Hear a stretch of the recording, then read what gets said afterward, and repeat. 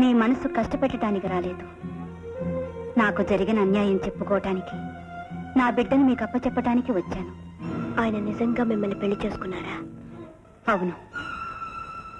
ఆయన చదువుకునే రోజుల్లో మా ఇద్దరికీ పరిచయం ఏర్పడింది. పెద్దవాళ్లను కాదని తెగించి ఇద్దరం గుళ్ళో పెళ్లి చేసుకున్నాం. కొన్నాళ్లు కాపురం చేశాం. ఆ తరువాత ఆయన ఫారెన్ వెళ్లారు. ఆయన వస్తున్నారు అని కాలం గడిపేశాను. వచ్చాక ఈ పెళ్లి కాదన్నారు. ఈ బిడ్డ తన బిడ్డ కాదన్నారు.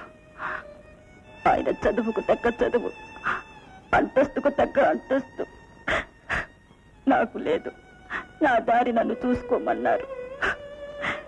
ఈ స్థితిలో నాకు మిగిలిన దారి ఒక్కటి, చచ్చిపోవడం. కానీ నా చేతులతో నా బిడ్డను చంపుకోలేను.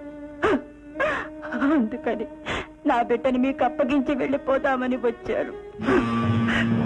ఎవరా బిడ్డ?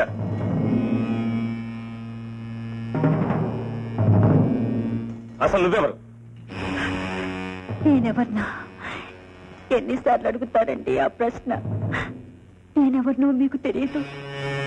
తెలియదు కాబట్టి అడుగుతున్నా. ఈ బిడ్డ ముఖం చూసి చెప్పండి. తెలియదు. నేను మీ భార్యను కాదు. నువ్వేమిటి? నా భార్య ఏమిటి? ఆమె నా భార్య. 5 ఏళ్ల క్రితం మీద నన్ను పెళ్లి చేసుకోలేదు. లేదని చెప్తుంటే నీకు కాదు. పల్లవరం కొండ మీద నన్ను పెళ్లి చేసుకోలేదు. లేదు లేదు